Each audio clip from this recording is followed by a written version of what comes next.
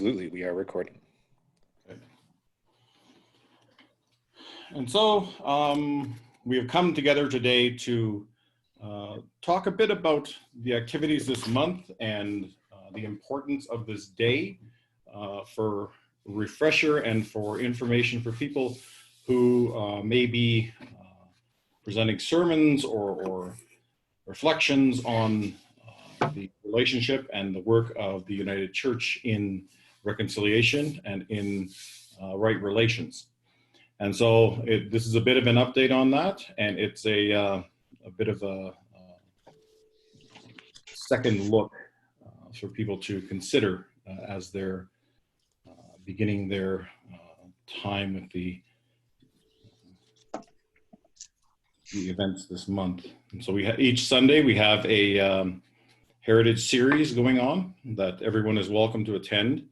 The space is there open for people to come and learn and have some of our respected elders within the United Church to speak on some of the issues that they've been involved with and the various connections they have to our past and our history as a United Church, and to bring that information forward so that we can start to look at what is the future of the church through this transition and what we're looking at for the future.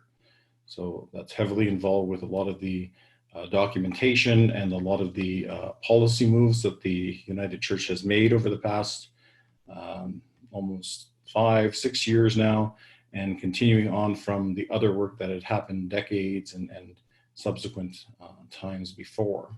And so we lift up some of those things here, and we hope to bring some information that people have not considered and or may have followed in a tangential way, but now are more interested in the work that's being done today. And so I thank you for coming. This is intended for members of the clergy, members of the ministry personnel to come and learn and share. There'll be an opportunity to add your comments as well. And you can also add the comments in the chat to the side. We can get a sign in from people just so we know who's all here. Usually I put in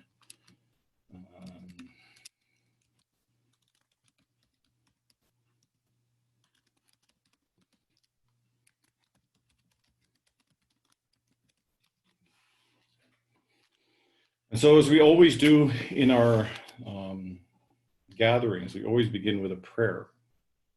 We always begin with a lighting of a smudge, which is our communion, which is our the lesson that had been taught to us on how to pray, on how to give thanks, and to be mindful of our Creator.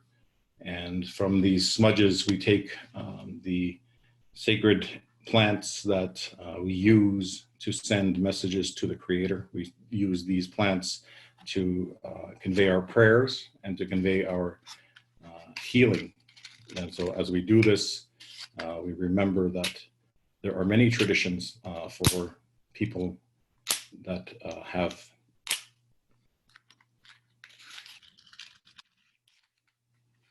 come and been involved with the work that has been going on for generations. This is intergenerational work. This is work for the betterment of the people, of working together in harmony in a multicultural, multi-ethnic way, and to bring respect to those teachings and those learnings that our ancestors have held as of high importance.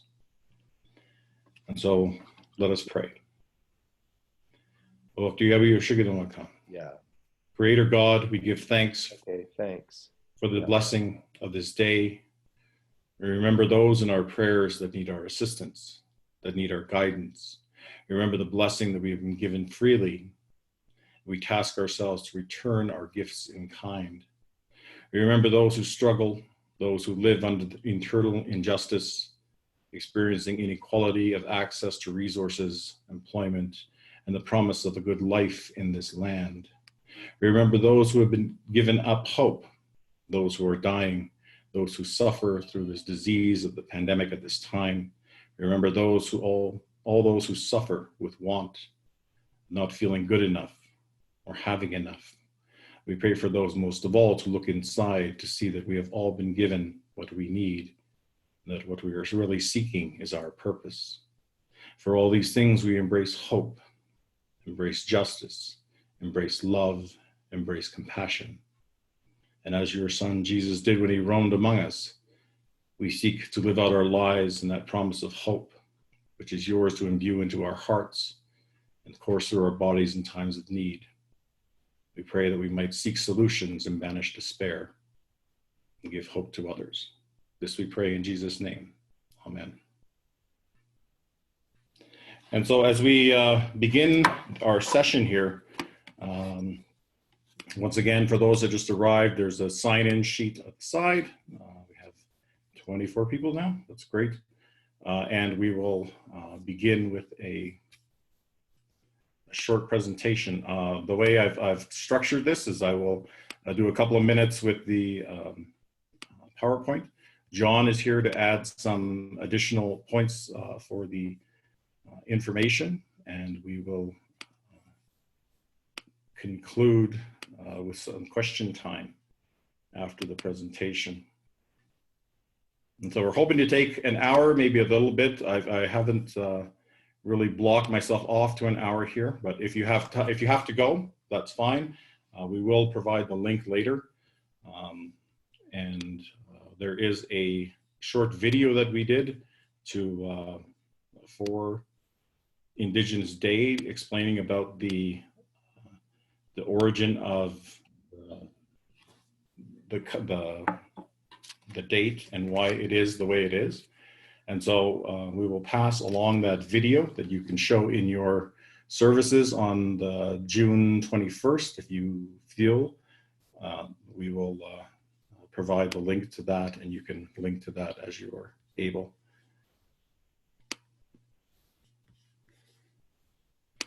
I'm just trying to remember my bearings here to do this in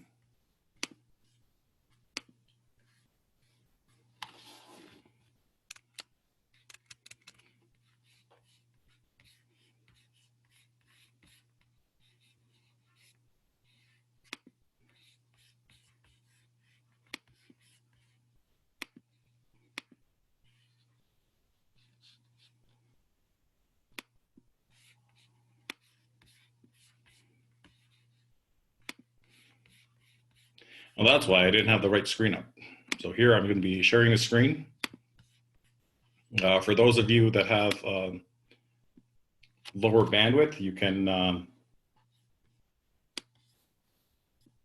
turn off your video, and then you'll be able to keep up with some of the other elements here. So we've done our smudge. We'll talk a bit about this morning the connection of the Treaty 7 area and a short history of the Treaty 7 area.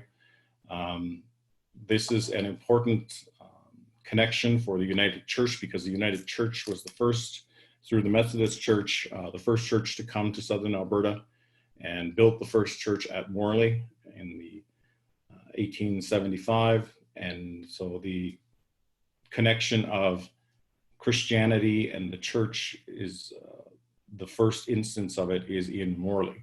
The first instance of a person who converted in our tradition was called the first Christian. And that first Christian was from the Red Deer area. And so there was a community at Red Deer. There was a lot of activity around the Methodist Church at Red Deer, and they eventually branched out into Morley. They were brought, the McDougall family that did the mission to Morley, the move and the build of the church in 1874, 1875. They were guided by John and I. We have an ancestor who was a treaty signer, and we have an ancestor who was one of those who was a hunter and guide who brought the family down to Morley in security so that they were not attacked as they came down. And so this connection to our family and the connection to the Stoney people is very strong. And so I'll read the portion here that I've added. Methodist missionary Robert T. Rundle arrived in the Morley vicinity around 1840 and immediately attracted Stoney followers. The traditional Stoney approach was to receive outsiders graciously, listen to their ideas, and then incorporate elements of what they deemed to be useful concepts into the thought patterns of their own philosophy. As the historical record shows, undoubtedly the Stoneys underestimated the nature and future impact of the Methodist message. It represents more than a congenial sharing of spiritual ideas. The inherent mission mandate was to take over and redesign Stoney values to fit European Anglo-Christian mold. Despite the missionaries' best efforts, however, this objective has never been realized, even to this day. And so the volition of the Stoney people being to incorporate and include and to amalgamate the ideas into their way of thinking, into their perspective, and having agency in that regard was one of the hallmarks of our conversion to Christianity.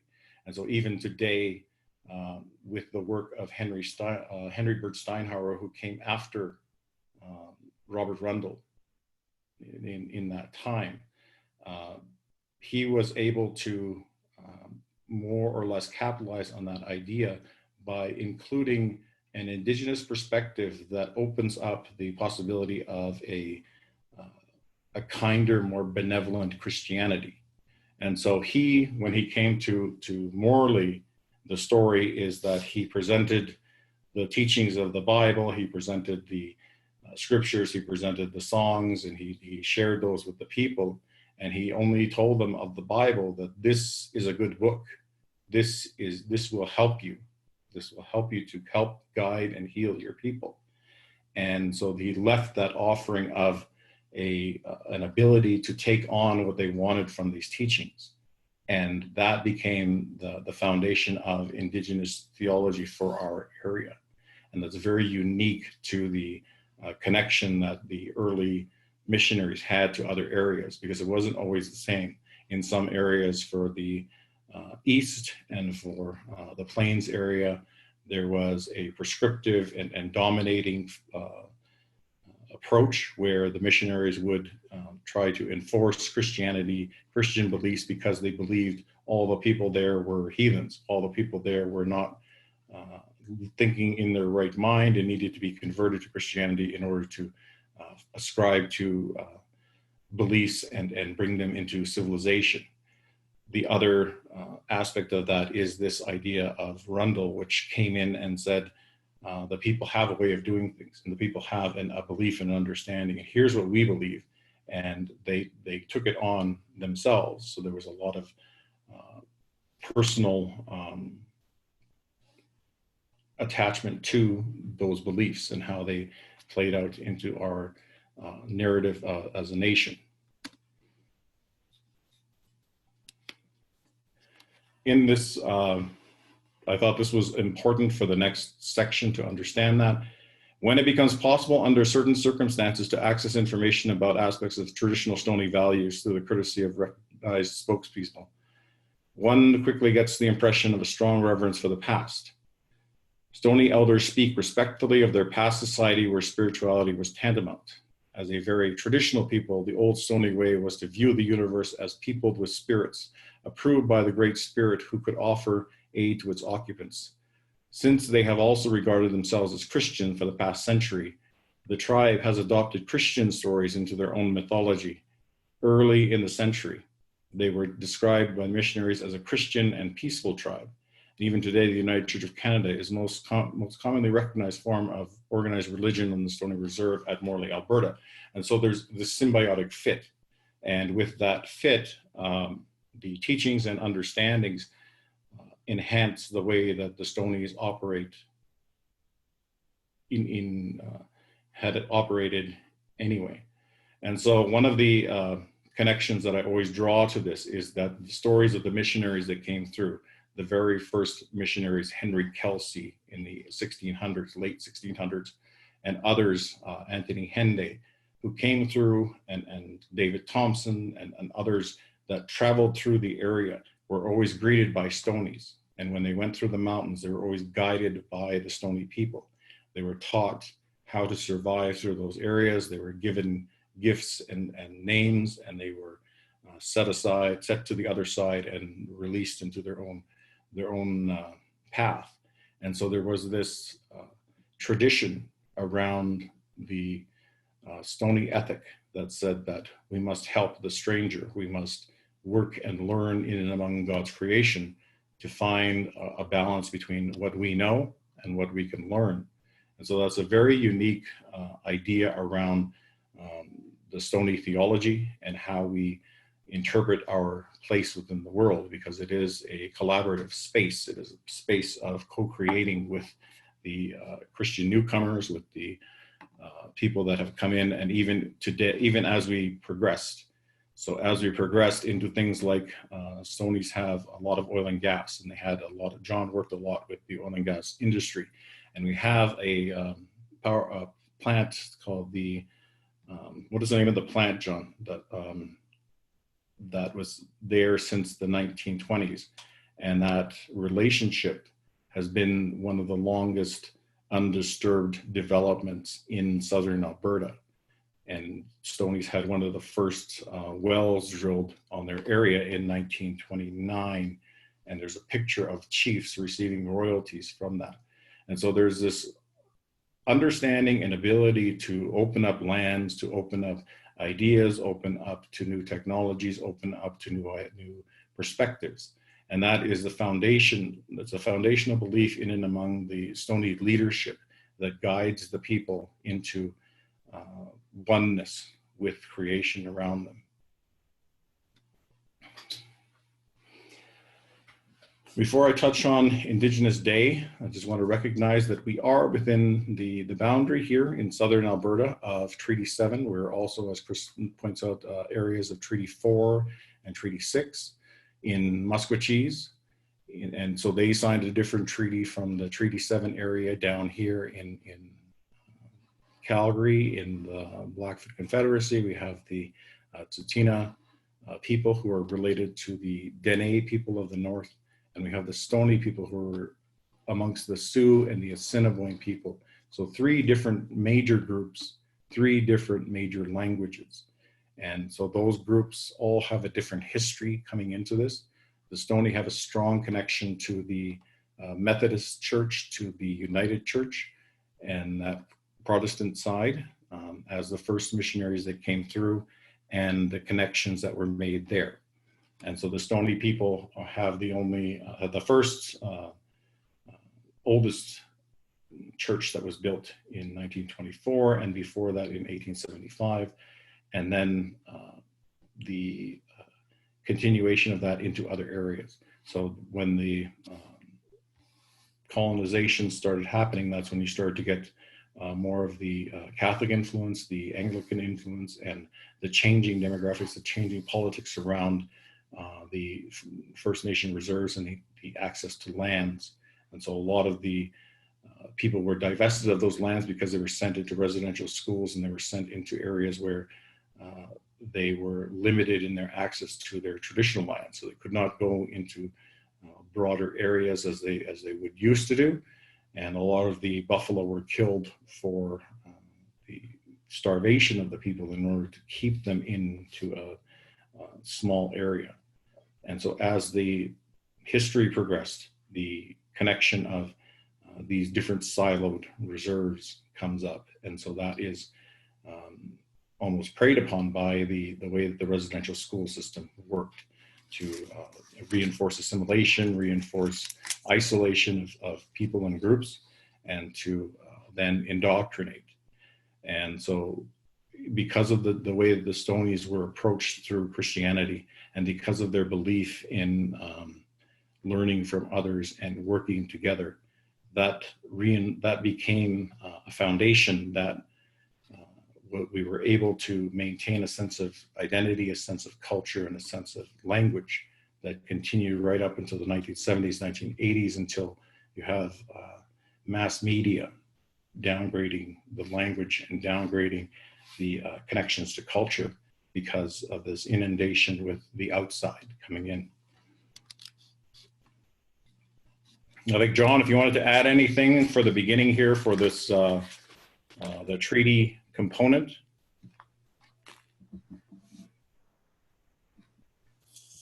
I think you covered most of it. Can you hear me? Yeah. So I'd like to thank everybody for coming. Part of the research that we do comes from Dad's book.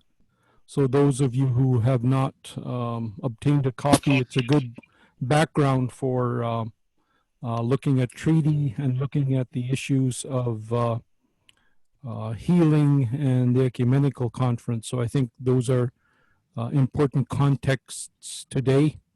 It leads from treaty right up until the Ecumenical Conference. So these mountains are our sacred places. So that's one component. The other context that's important to remember is Henry Byrd Steinhauer. And we had important connection with Henry Byrd. He was and has been one of the forerunners in bringing Christianity to the four main churches that still exist today, communities of faith. Those are Whitefish Lake, or otherwise known as Goodfish, Saddle Lake, Musquecheese, formerly known as Hobula, and Morley. Those were the four churches that he established, and he was able to help follow up on the work of the McDougals.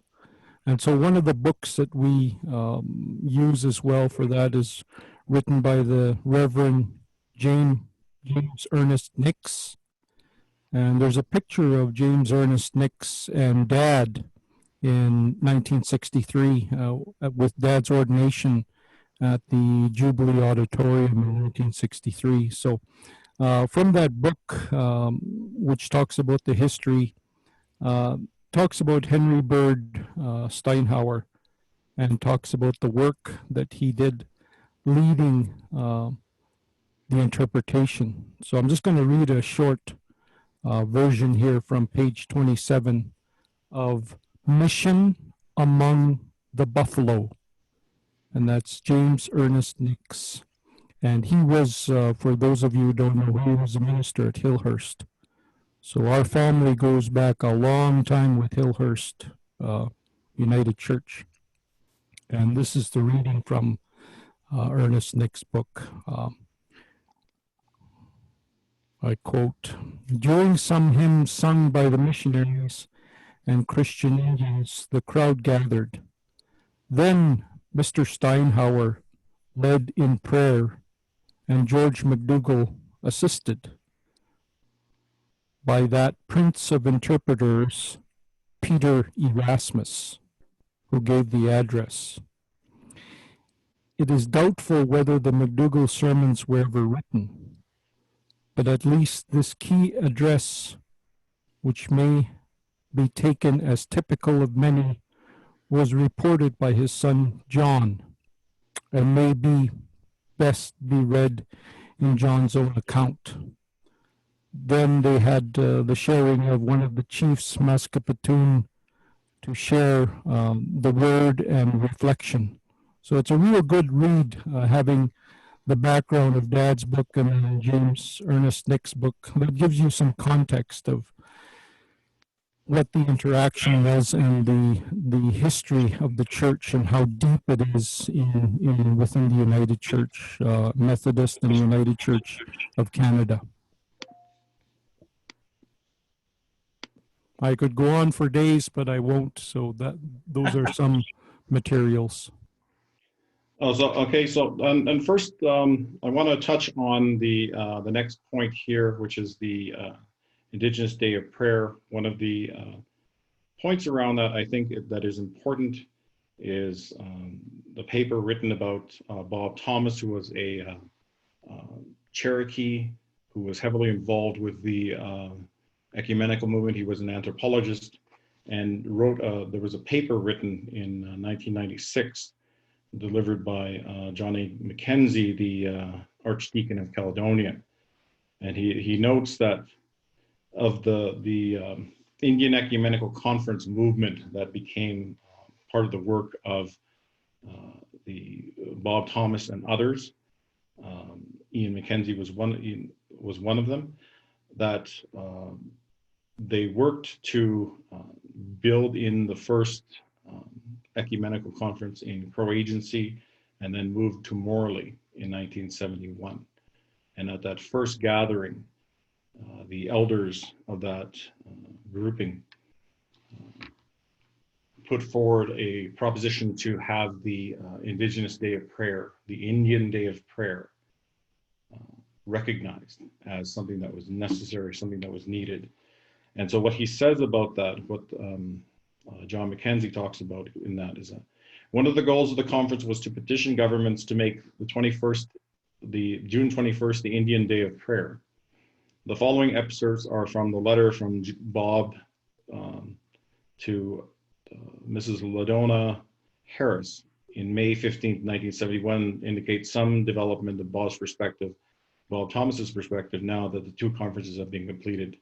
We are hoping to mediate some of the religious factionalism in the Indian communities, return some social power to Indian religious leaders so as to strengthen social controls and generally revive the spiritual strength of North American Indians. And so this was the underpinning of why they were doing this work. He then goes on to ask if the United States Congress might designate June 21st as the Indian Day of Prayer, and says, we have designated June 21st as an Indian Day of Prayer. As you know, this is the day when the sun is in the sky at the longest, and is a holy day for many great tribes, hoping to designate this one day as a symbol of religious unity, as a day the Indian Christian denominations as well as non-Christians could observe simultaneously, but each in their own way. Of course, if whites want to share this day with us, we are only too happy to receive their brotherhood. And so the recognition of the 21st as the Indigenous Day of Prayer was taken on by the United Church and affirmed at GC 24 and in the Anglican Church as well. And I think it was a hallmark of this movement that there was an immediate recognition of there's an agency and a self-governance around Christian teachings and around Christian methodology that the churches were well in support of, that reflect that early relationship of understanding that people will take these messages in their own way and incorporate them in their lives in a meaningful way by connecting with them in a personal connection. And so one of the things that become important is from this lesson, a teaching that comes out of the book Around the Sacred Fire by James Treat. And in that he writes, Native people might well have chosen to incorporate Christian traditions into their religious world, but most tribes in North America have been denied the opportunity to control the natural process of integration. In many Indian communities, the church is like a huge crowbar crammed into a delicate machine, producing religious factionalism and social fragmentation. Only the Native people themselves can integrate a new religion and then use it to make life more consistent for themselves. An outsider cannot do this, and usually only succeeds in doing the opposite. And so we think about a lot of the missionaries, a lot of the people who came to convert Indigenous people and change communities, and doing this as a social experiment versus working with the communities as a guidance and as a understanding that we as Christians have these beliefs, you as Indigenous people have these beliefs, and let's share and understand those beliefs that both come from God. And so that understanding is challenged. So Thomas challenged church leaders to respect and encourage Native religious self-determination. Indian communities must have control of their own churches with their Native leadership in the important institutional niches. So the church can become, in fact, a Kiowa or Navajo institution, express their Kiowa-ness or Navajo-ness, be integrated into the life of the people and be an integrated mechanism in itself. And so it reaffirms the connections, it reaffirms the history, it reaffirms the understanding from a cultural perspective in order to bring Christianity and Christian teachings. And I think this is a profound and wide-ranging idea that the church is always on the precipice of. And the United Church in particular, when we think about intercultural church and when we think about the churches in the social justice areas and how they connect with the people around us. And whether or not that has been done with the younger population, with the youths who are not going to church, or the falling off of the older parents that don't go to church anymore. And so this connection of how do I relate to that church and how am I inscribing that into my practice and into my belief system has been disserviced by this idea that we all must believe the same thing. Whereas in this incorporative aspect of Christianity, there's a strong connection to personal liberty, to the beliefs that are espoused.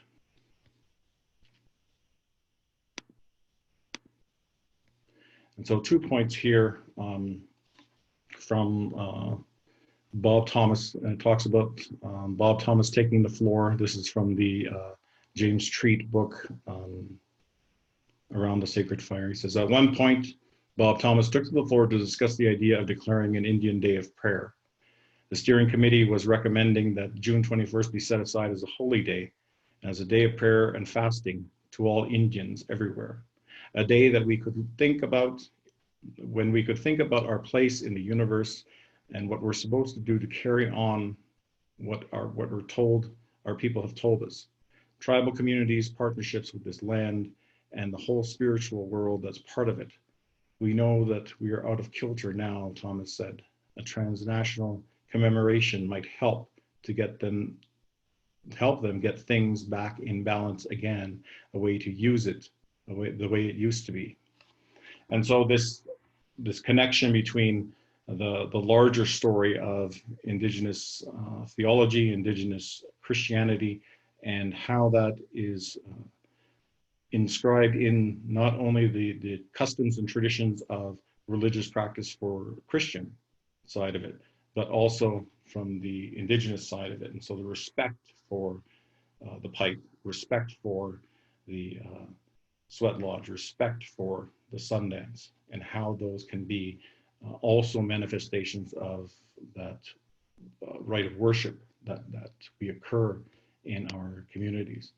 And so we'll move on. This is just a background on what the Indigenous Day of Prayer was looking like and what the context of that came out of. And so in these pictures, the one to the left is the most recent. Last year, we did an ecumenical conference gathering in Banff and in the Kananaskis area, taking people out to various areas to see sacred sites and to experience some of the history.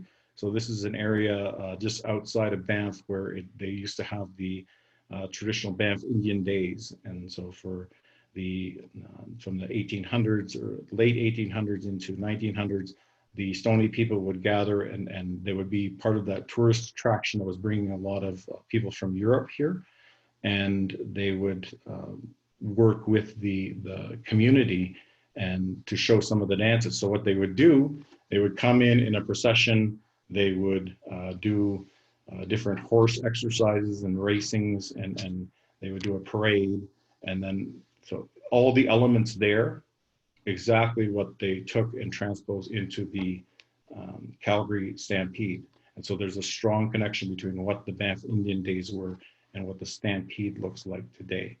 And so there's that Stoney connection of how we work together, how we present culture, and how we present ideas together, and respect in that connection. So you'll always have people from Morley wanting to go to the Stampede, even though it is this anachronistic anomaly that sort of finds itself within the city.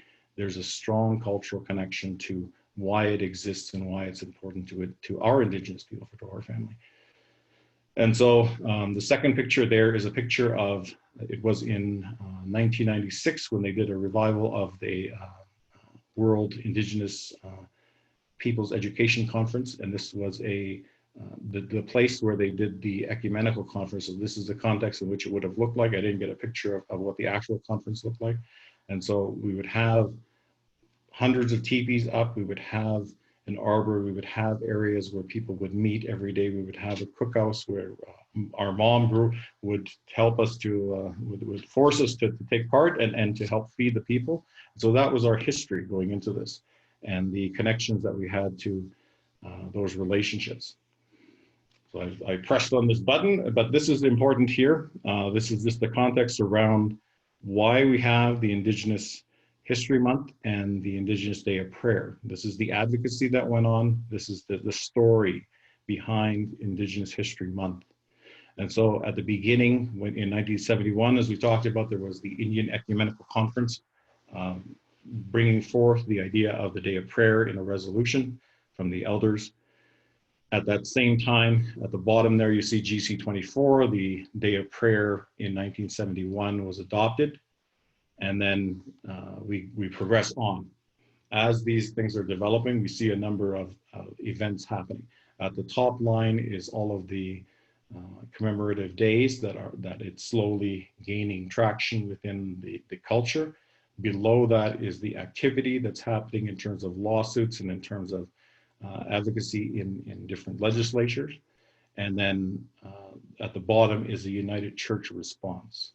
And so this is interesting because Alberta Billy, who was on the executive in 1981, came forward with this quote that's at the very bottom here. It says, in 1981, Alberta Billy stood before the leaders of the United Church and asked the church to apologize to the Native peoples of Canada for what you did to them in residential school. And so this triggered the work of the apology. This triggered the work of a collective response from the church to try to deal with some of these issues. And so in that time, the National Indian Brotherhood, which was the precursors to the Assembly of First Nations, put forward a resolution to have a National Aboriginal Solidarity Day as the day they wanted to lift up. And June 21 was the same day. Everybody chose June 21 as that day. And Elijah Harper did the same thing at the Sacred Assembly in Manitoba. At the same time, the RCAP report, the Royal Commission on Aboriginal People, came out in 1995, also lifting up the idea that we needed a day of prayer, we needed a day of recognition. I jumped over a bit, but in 1986 was the first United Church apology, was the apology for colonialism, the apology for what we did to you was basically the message. And so as we come 10 years forward, 12 years forward, the residential school apology by the very Reverend Bill Phipps was put forward in 1998 to say that here is this is an apology for the residential school actions. This is an apology for the abuses and those personal connections that people had to the church, and an apology for the treatment that was made. And so that was a more specific apology than the general one that came in 1986. At that same year was the Royal Commission on Aboriginal People was finally completed. And in the 2 years before that was Aboriginal Day at the very top. So Aboriginal Day eventually became Aboriginal Month in 2009, but that happened because of the settlement agreement for the residential schools. So the settlement agreement happened in 2008. Over that time, it was about a 10-year period there. Out of the RCAP report, the federal apology by Harper was made in 2008 in the House of Commons. And then that triggered the Truth and Reconciliation Commission, that triggered a time of reflection within that in how we work together. And so out of the Truth and Reconciliation Commission came the calls to action at the very bottom there. And that was adopted by the United Church in 2015. The church, the subsequent year, 2016, adopted the United Nations Declaration on the Rights of Indigenous People, UNDRIP. And they continue on in this narrative with the calls to the church, which is the Caretaker's Report from the Indigenous Church that was written in 2018 that outlines a number of different steps in a framework that we work towards now within this Indigenous Church idea.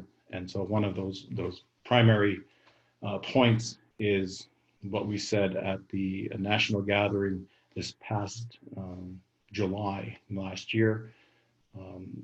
The actions of the church needed to be in cooperation with the Indigenous church and the Indigenous people and those Indigenous communities of faith, and that they did not want anything happening without their consent. And so they would say nothing about us without us. And so this advocacy continues as this last point here on the day school. The applications are going in right now and people are receiving money for that. The 60 Scoop was a similar type of activity. The Missing and Murdered Women Inquiry, the report was to put forward an action plan on how they would deal with some of these issues and deal with the police, particularly in their attitudes towards Indigenous people and their attitudes towards incarceration and attitudes towards the calls that they get around missing women or murdered women and how they treat that. That report is stalled. And so when we see things popping up like Chantel Moore in New Brunswick, this becomes a critical focal point where the conditions that lead to that have been delayed through these inquiries and through these processes, and then nothing is done for a response, and the police and others are not held accountable to those actions. And so the work that's happening in the Indigenous community is very much the canary in the coal mine of what's going on for the Black Lives Matter movement and the way African American people are treated not only in the US but in Canada and around the world. And so these movements that are coming up that are responding to these social justice issues are all connected back and find their place within what the Indigenous people were calling for as a recognition that we needed to honor our stories, honor our ways, and honor our history, and bring that forward to be in balance with the Canadian history, to be in balance with the Canadian institutions like the United Church of Canada. So that's a bit of the history that I wanted to bring forward. This is a video that I wanted to add as well. That kind of speaks a bit to my dad's perspective on some of these issues. And I will get back here in a second because I pressed the wrong button. We feel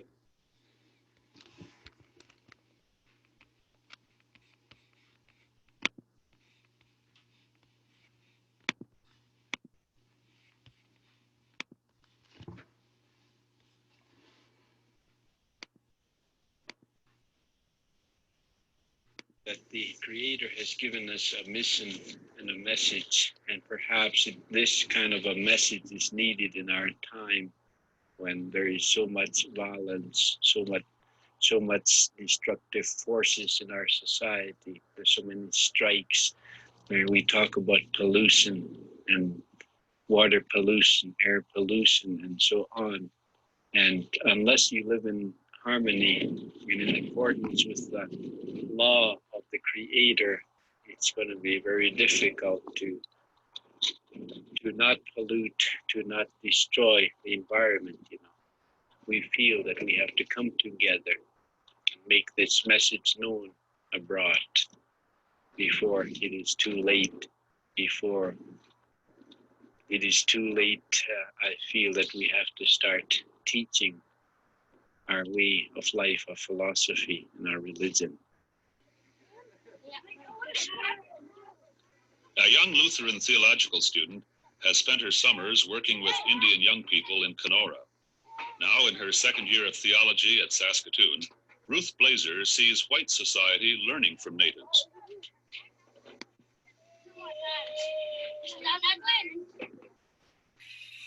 I think there's some very important things that Indian traditional religion or lifestyle can teach white society, and some things that we need to learn. And some of those things I think are lived out here. One of them being sense of community and sharing, being close to the earth and respecting that. Like here, it's lived out in not throwing your garbage around and respecting other people. But I think we in white society need to learn that even on a larger scale, like what that means for development. what that means in terms of respecting the earth, respecting the creation, all of creation, both human creation and plant and animal creation. I think that's certainly one thing we can learn from Indian people. And then there's just so many other things, just individual things, wisdom that we can learn from one another across the races.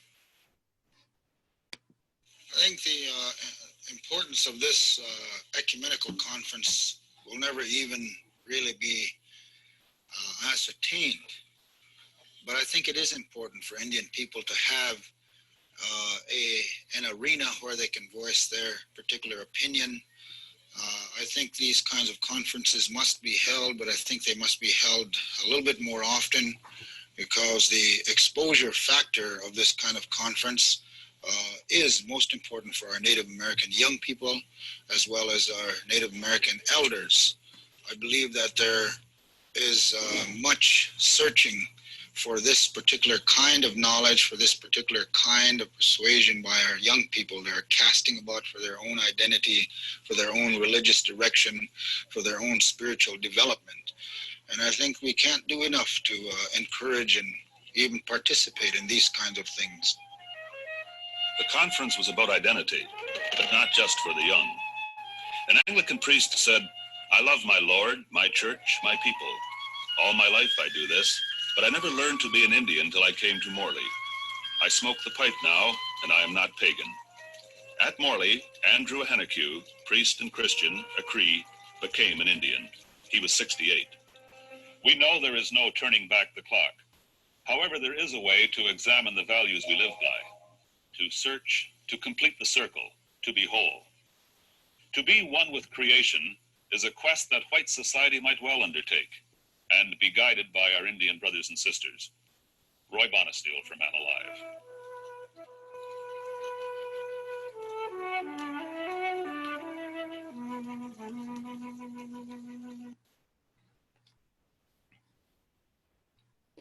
And so those are two segments of a film that came out in the 1970s for the Man Alive series. And looking at there was also a National Geographic film that talked about the Ecumenical Conference in Morley and the importance of that connection that was happening there. There are these two books, and we'll refer to them. I think John is going to be talking a bit about the scriptural side of this and some of the connections that we make for the scripture, for the work in the Bible for this. And so these are some things that we're passing along as resources to you. So here is the video that we will be playing, or that will be available for people. This is the latest draft, and so we'll do a couple of tweaks on it, and then it'll be ready. So I'll just play that now.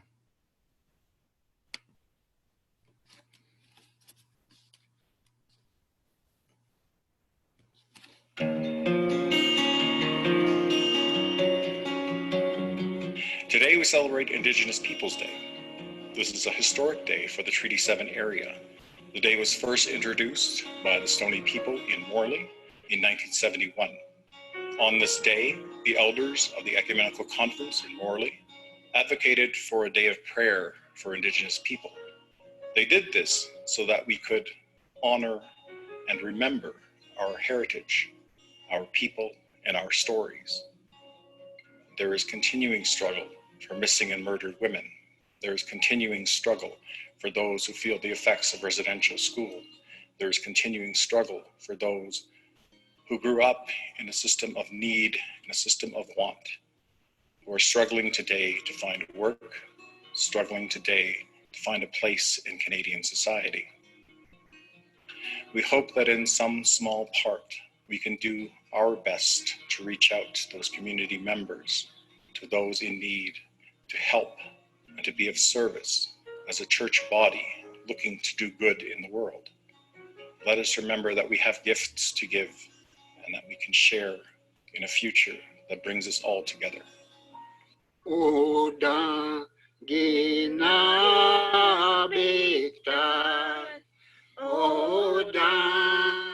From this historic site along the Bow River, the Stonies worshipped along with the Methodist missionaries.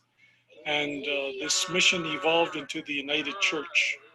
And we've had a history that's been one of experience of good and not so good things. So I think I can share that the residential school was a thing that was very hard on our people.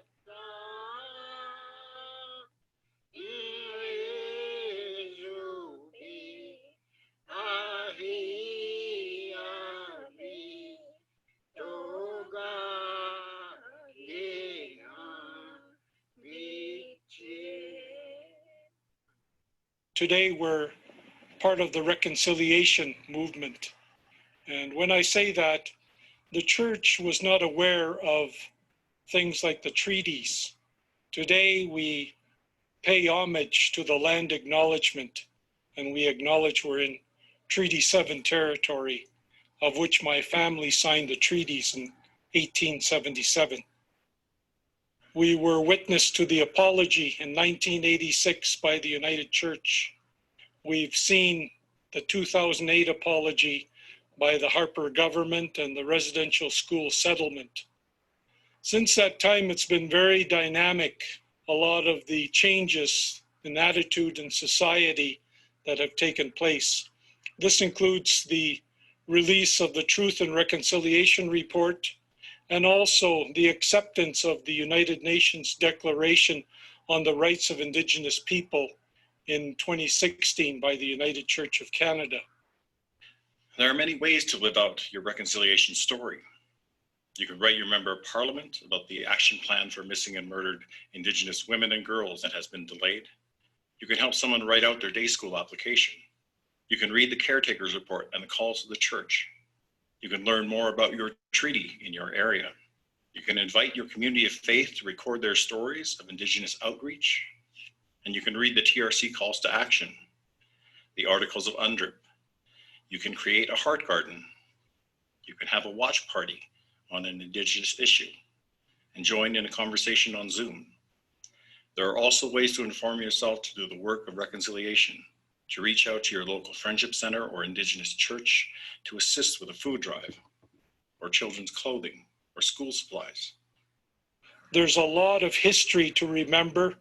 There's a lot of work that the church has done, and there's a lot of reconciliation work we need to do. We are witness to an area that had a residential school.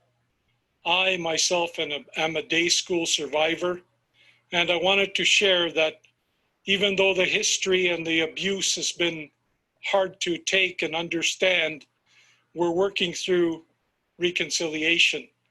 And by apologizing, the church has said they're ready to work with Indigenous people.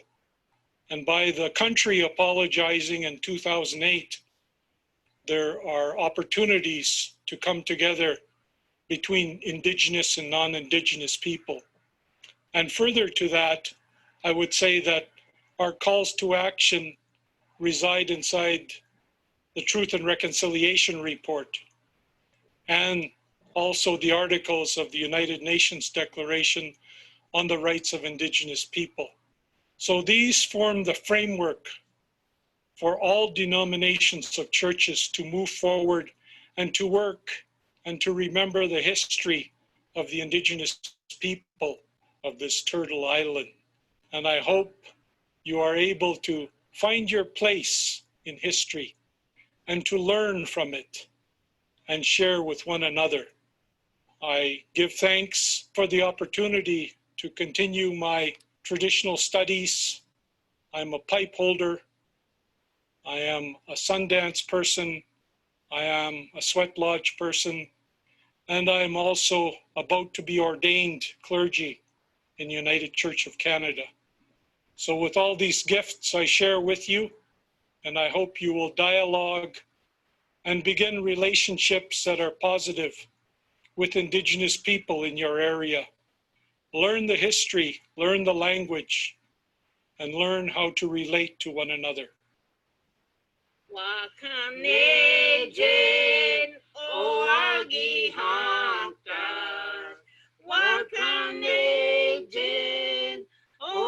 agi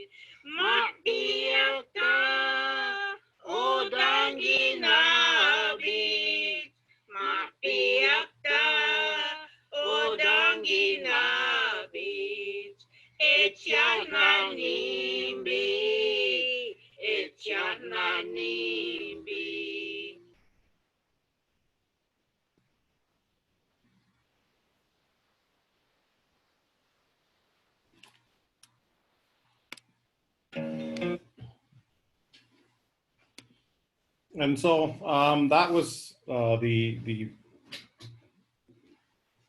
presentation that we put together. Here, I'll just do a couple of different scriptural references. John, if you could jump in here and talk a bit about these 3 points, and I think you had one other, but we'll work with that. In John 10:16, we have the reference of that my father would bring forward and was mentioned in his book. I have other sheep that are not of this sheep pen. I must bring them also. They too will listen to my voice, and there shall be one flock and one shepherd.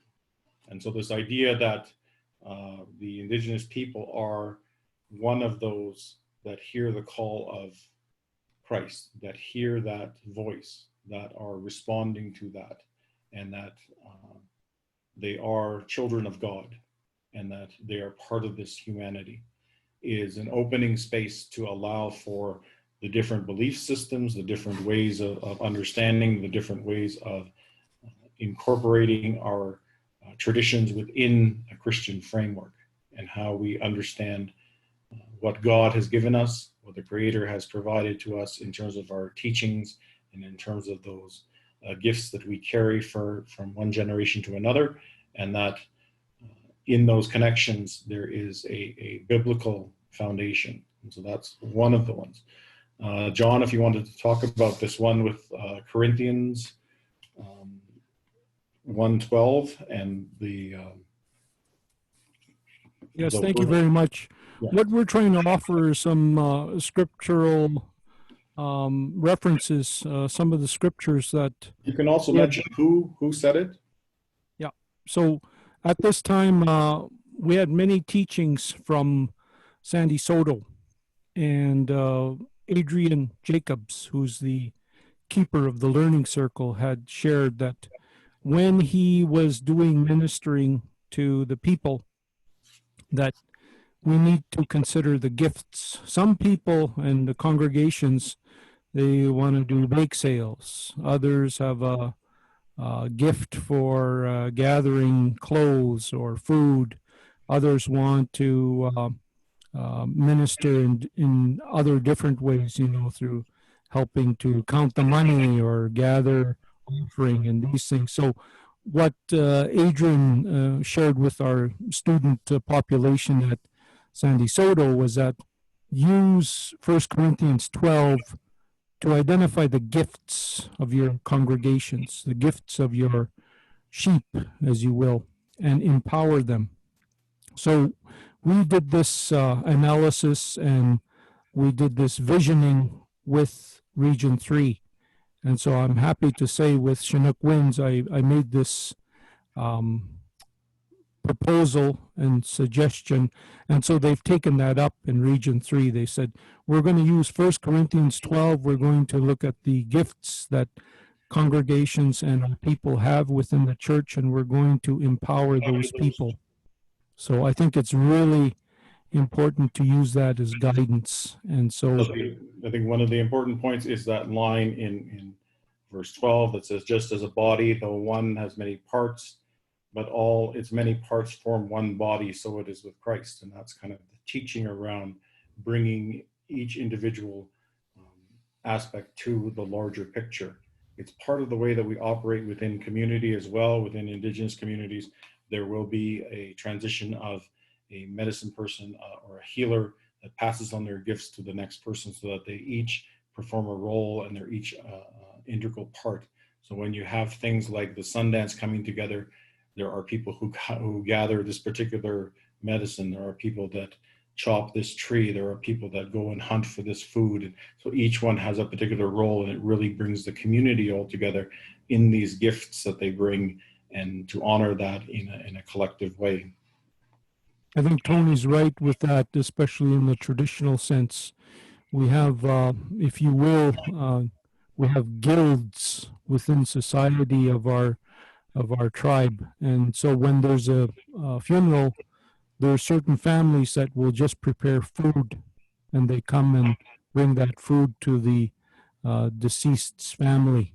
There are others that prepare a fire and take care of the sacred fire. There are others that come and sing traditional songs throughout the wake. And there are more people who come and sing some of the Christian hymns during the wake.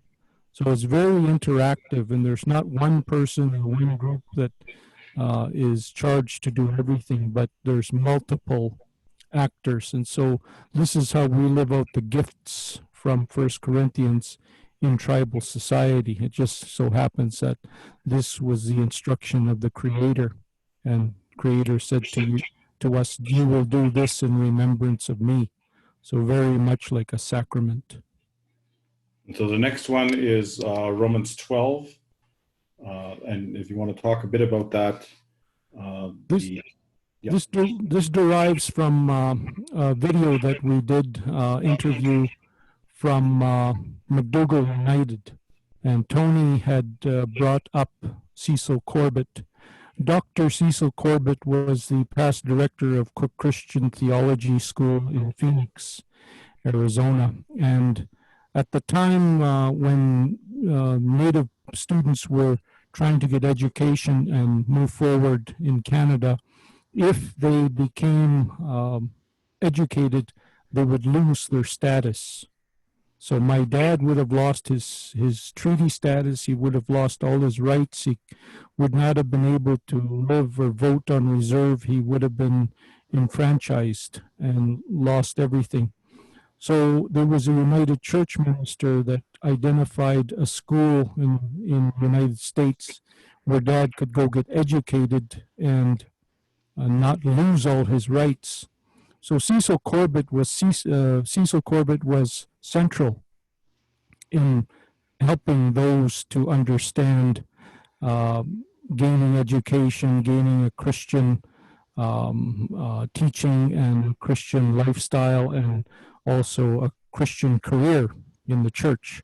So others that attended were Nelson Hart from Manitoba, Bernice Soto, and many others who could not study up here, because if they studied, they lost their rights. So they went to the States, and so they were able to be successful. That being said, Dr. Cecil Corbett came. He did an interview at McDougall United Church with Tony here in Calgary, and we learned some important things from him. And one of the important guidance in Scripture is that Romans 12 provides us a guidance and a direction, a reflection that is very similar to the Indigenous elders' teachings. So if you close your eyes and think of and hear the reading of Romans 12, we can hear, we can see, we can feel the teachings of the elders.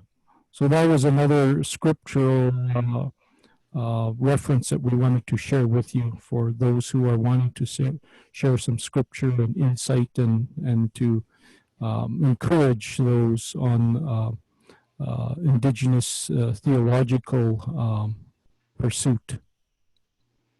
Yeah, I think one of the important parts is where it says we have different gifts according to the grace given to each of us. If your gift is prophesying, then prophecy is in accordance to your faith. If it is serving, then serve. If it is teaching, then teach. If it is to encourage, then give encouragement. If it is giving, then give generously. If it is to lead, do it diligently. If it is to show mercy, do it cheerfully. And so this idea that there's a natural outgrowth of our actions, and that we live to those connections and conditions of our Creator, and that we are here for a purpose. We are here to present and to give life to some of these teachings, and to share that in and amongst our community, in and amongst our company, because we're called to do that. That is our purpose in life. And so for this last segment here, I just wanted to point out some of the activities that will be going on. this month. We continue on this Sunday. We will have the Reverend Stan McKay for our talk and have some question time with that. And as well, we've added to this series looking at a way, well, we wanted to do a virtual blanket exercise on June the 17th, and we've recently added with Pam the Two-Spirit Welcoming Circle that will incorporate some of the Two-Spirit people that we are in connection with, and to draw them into a larger discussion, and to offer that space here at the church. The church is one of the places where conforming to Eurocentric ideals of masculine, feminine, of sexuality that had been erased from our people. Here's a chance to restore that through this work. And so we continue to find ways to try to lift that up and to create momentum for next year, and to try to work together towards some of these larger goals of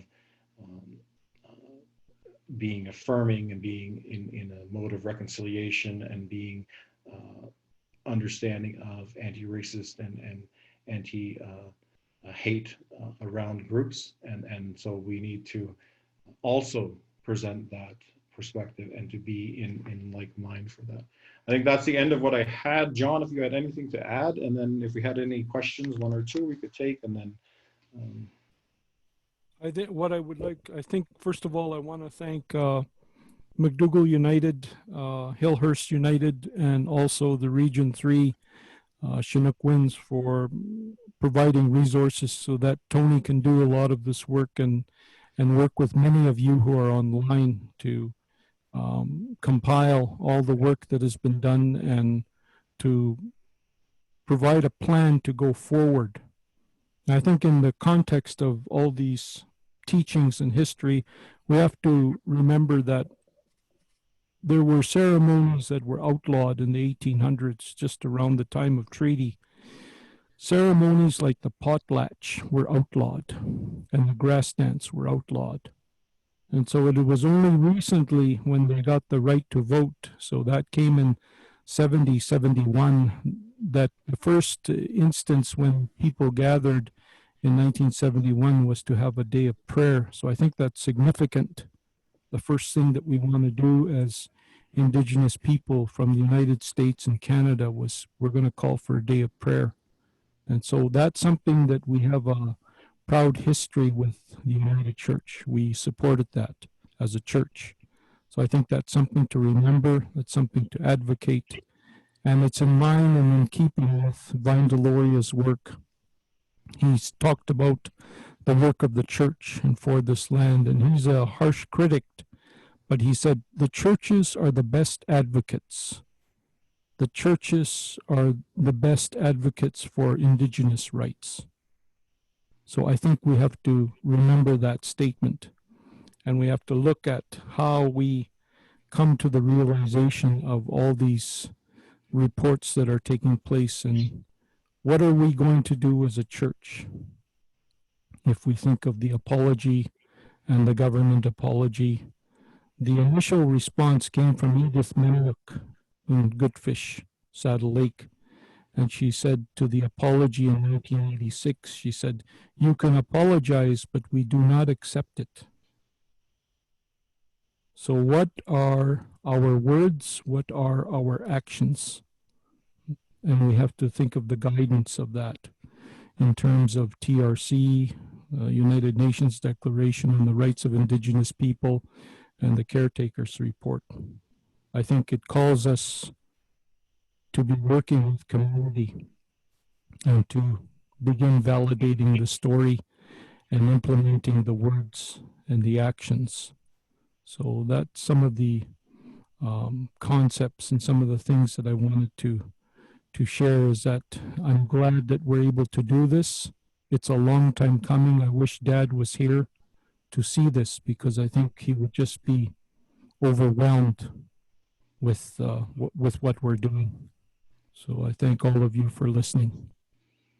And I think just to touch on that point that you were making about the church's role, there was a portion in Around the Sacred Fire that James Treat wrote about in 2003, saying that churches must listen. And he quoted Dave Kershane, who was the president of the Manitoba Indian Brotherhood, who spoke to the 24th General Synod of the Anglican Church in 1969 in Ontario. And one of the things he pointed out at that time, he said, "Where does the church stand on issues affecting social change, and particularly as such change applies to Indian people?" He asked, "The church represents a potential force for change. The church possesses the capacity to influence change as does no other agency in our society. It is literally invulnerable to external pressure. It can take a position and stand up and be counted on the issues of the day. It can be heard. It can make its voice heard." Kershane challenged the Anglican Church of Canada to embark on a crusade of enlightenment in every Anglo congregation to speak out now in opposition to the government's Indian policy and to help solve the problems of social and economic inequity by redirecting mission funds to Native organizations. And so there's an understanding in the Native activism that was happening that the church plays an integral role, and the church has a significant role in molding the minds of the people in their congregations every week and working to make palatable some of the issues that are affecting people that we may not consider every day. And so the church as a voice, a moral voice, as a voice of reason and of temperament, that it can work toward a better vision for the future. And so as we move forward, I'm hoping that we begin to sign on to some of these other ideas. We have been very strong in the affirming, and I think that always needs to continue. We also need to walk and chew gum and work a lot on our reconciliation commitments and try to bring those forward. So if we have any questions at this time, we are open now for a couple of questions if you have. And if you don't ask, I'm going to just call on you.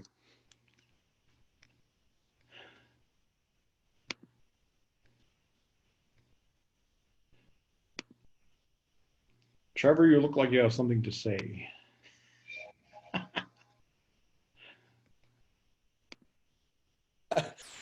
No, not really, but I appreciate this, and I really appreciate that last quote that you shared, and I didn't know if we get a source to it or Sure. email you. I think that's really a powerful quote and call, and it could be a lot more explored on it. I don't know if you have anything more to. I mean, I found that really powerful. Thanks. Yes, we can get that quote out to people, and this presentation will be up, and we'll have this as a reference to send a link out to people that missed the call, that wanted to be here and couldn't be here at this time. So the other thing is, you know, a lot of us don't think about this, but I'm in a position of privilege because of our culture. I'm male, white, cis, straight. How can you've used the term white church? Mm-hmm. And how can we approach that not negatively, but way of learning about our own systemic privilege and how to let go of that? I think a lot of that is on it's an interstitial thing where you're working on the limits of power and what are you enabled to do? What are we constrained to do by convention or by custom or by culture? And in those areas where if we speak out and there's opposition to that, then we've hit one of those walls, and we know that there's a condition or a limitation to what we are expected to do and what our power will be. And then to understand that in those ways we are seeing a limitation and of a constraint, we are confronted by that as Indigenous people, as people of color, as Black people, that those are a multitude and are occurring at a rapid rate, and conforming to a way of being is not always a safety position, where if you talk to people who are LGBTQ and have to conform or try to fit in or try not to be too flamboyant or these other things where they are constrained by being found out and being treated differently because of that. So there's a condition there, whereas a person walking into, say, you walk into a different community of minority people and you don't feel comfortable, there's a constraint. There's something that's come up that says you are not in a privileged position to act the way you want to act, but you have to then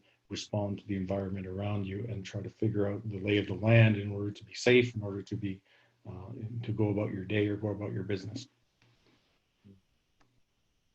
That must just be totally exhausting. Yes, tiring is what I'm going to say. Yeah, I think you know, white. I'm Caucasian with an Irish descent and various other things, but I think from my perspective, I felt that only when I've gone to another culture in which I'm the minority, and then we make the term culture shock. Mm-hmm. Like somehow they're not conforming to our culture, and if they would just do that, you know, we'd be happy. And it's really letting go of power, as I hear you saying. Yeah, it is in large part, and part of that is the ability to respect one another's spaces and allow for the existence of others and other opinions, and so that it's that branching out of an idea. John, did you have something that you wanted to add for John? I think it's an evolving experience, and part of it is our own individual work that we do. We talk about the inner person that Christ calls us to work on. So we need to work individually on our inner work. And for me, this is trauma-informed care that I have to work on, because I'm filling out the residential school report and claim on day school claims. So that's something that I have to work on. It's also equally important to know that Christianity has evolved since the time of medieval times. It has certain revelatory times that it has insight. So we see that as Christianity evolves, that it becomes more inclusive of other traditions, other teachings. So one of the ways that I do this is part of the sacraments. I also include the smudge. Part of prayers, I include the smudge. And so that is a form and an act of reconciliation. And I use the prayers that we have for our Father in our language. So the other last thing I'll leave you with is that when I went to Palestine with the United Church Clergy, I found, through help of Tony and Gloria, I found our prayers of our Father just above the Garden of Gethsemane. On the Mount of Olives, there's a garden there. So those of you who go, and I'm sure many will, there's a garden there that has all the different prayers of our Father in different languages. So I'm a Stony, and I was able to locate a Stony prayer for our Father there in Jerusalem. I was also able to locate a Cree prayer. So it was a real pilgrimage for me to be able to identify those two prayers, that they reside in Jerusalem, a Stony prayer and a Cree prayer side by each side by side. So I reflect on that, and I think we are called. I am called. And so that gives me hope for the future. I think we'll go to John Penland for a question, if you have one.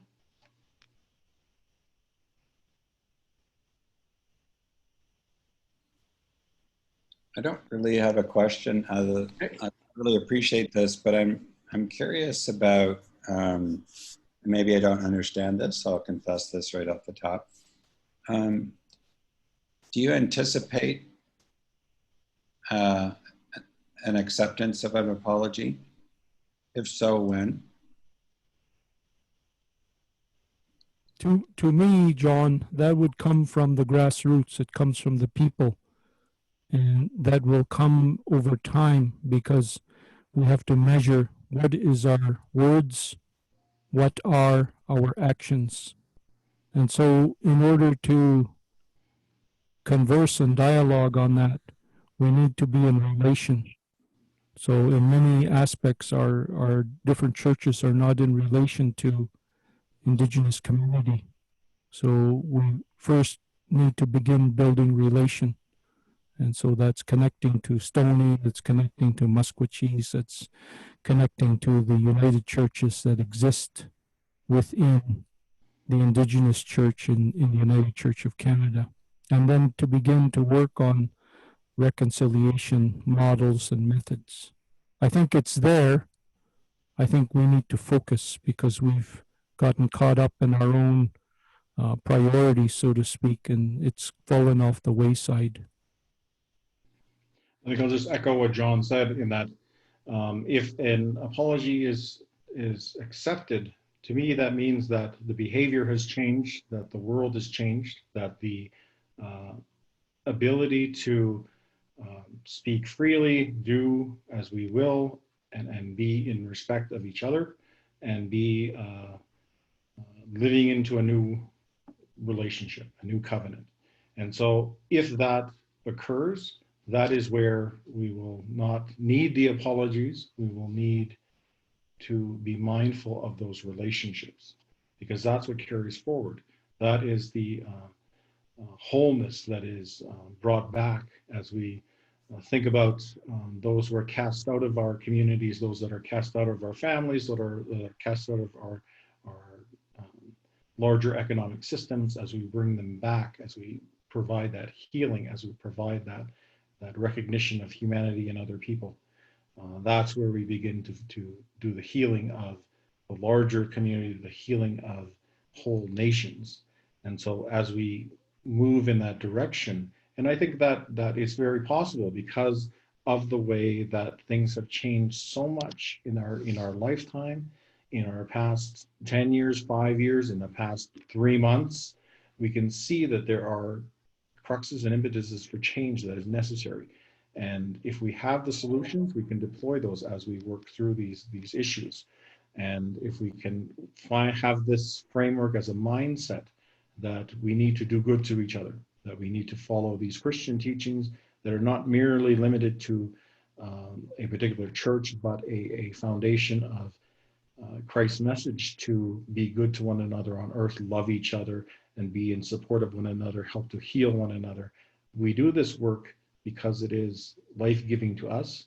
It is life-giving to the community. It is life-giving to those around us that will benefit from our example and will carry on a better way of doing things than what we see right now. I think a lot of times we've dropped the ball on being able to continue that message into those next generations. Was there anybody else with the last question? Just 1 second. I just want to say to the yeah. I appreciate both what both of you have said, and I also actually really love and respect that it's not a quick, yeah, we accept that. Because I think that we're way too quick at accepting things that need us to do the work and take the time. And I think we're learning that quick fixes aren't always the best thing. And I think that the church in the last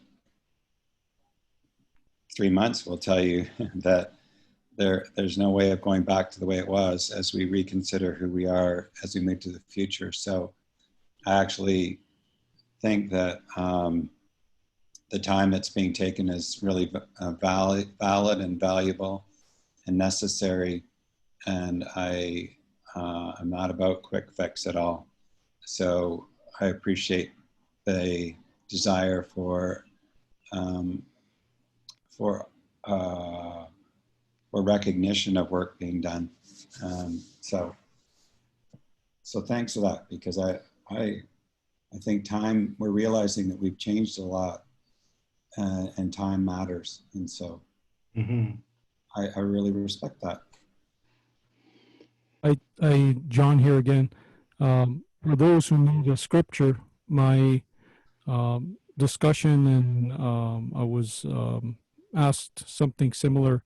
How do we engage? How do we act? And what is our reference point? And so I said the reference point, if we look at the Good Samaritan, many people passed the person who was hurt and injured.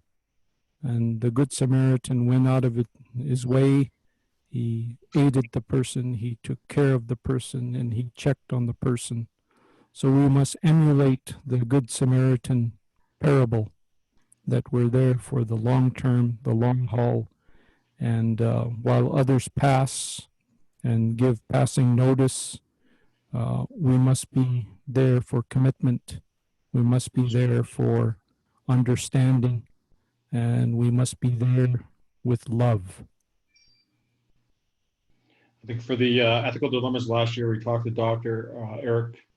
Derek Cook, and he explained a bit about one instance in his life that he went to the sea train. He saw a native man lying on the ground. There were people stepping over him during the morning rush, and he sort of bent down to see if the guy was still breathing and alive. And as he helped him up and talked to him, he said, he kind of asked why he was on the ground, and the guy said, because my cane is over there and I can't get to it. And so he went, got his cane, helped him up, sent him on his way. Had seen him subsequent to that in a number of different instances, just to say hi, or just to see how he's doing, or just wave, or give him a couple of dollars. And this act of compassion, this act of going and doing what other people are not doing, by welcoming and bringing people back into the fold of humanity, treating people as humans, treating people as God-given creations, and a life that we need to respect, is one of those Christ-like. It is a very creator-like impulse, and that is the work that we need to lift up, and we need to understand that we can do in ourselves. We can make those changes within ourselves in our own reactions to things, and we can not do what everybody else is doing, but we can consider, and we can take stock, and we can respond in our own way that comforts and helps others and makes us more of a caring community.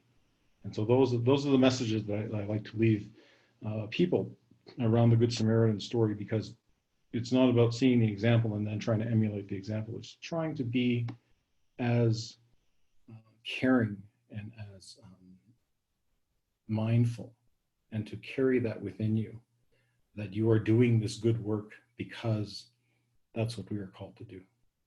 And so I thank everyone for coming. I thank everyone for taking that time to share and to be part of this. We will, as some of the comments are put forward here, we can have a link up, and that's what I wanted to do, was to be able to release that to the larger region, so that people can watch that and take part.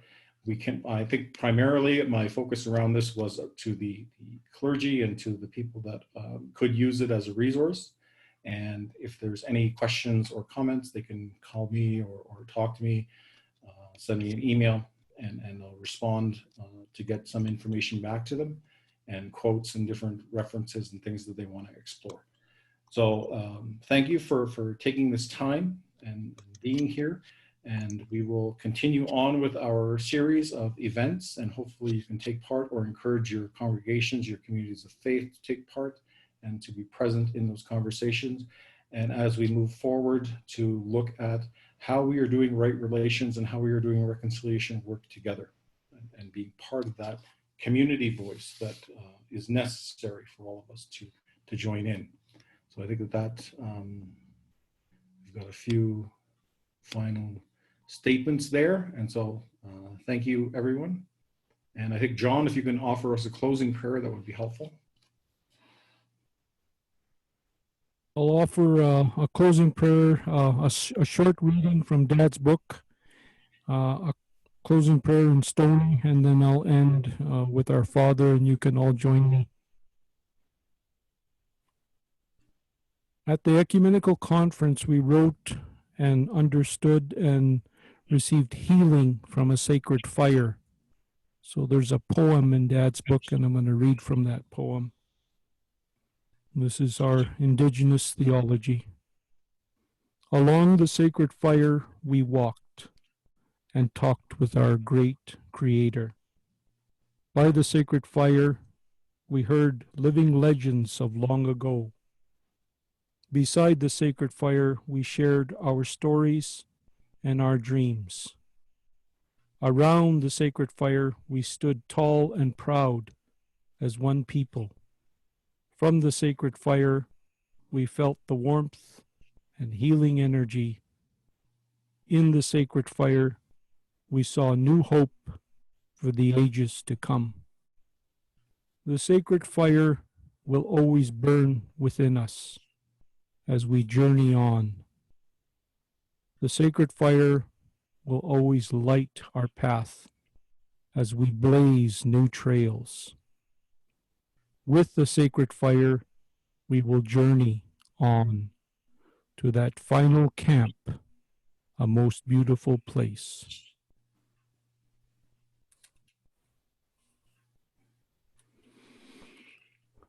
Let us pray.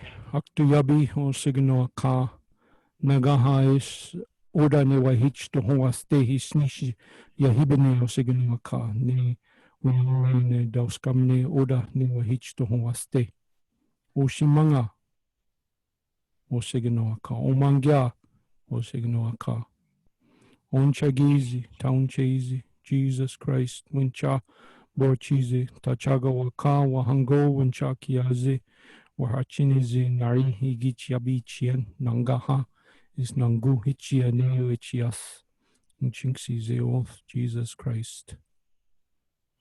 Our Father, who art in heaven, hallowed be thy name. Thy kingdom come, thy will be done on earth as it is in heaven. Give us this day our daily bread, and forgive us our trespasses, as we forgive those who trespass against us. And lead us not into temptation, but deliver us from evil. For thine is the kingdom, the power, and the glory, forever and ever. Amen. And thank you. So God be with you. And at this time, may you seek and learn and find new purpose. So thank you for coming, and we'll talk to you all again. Bye.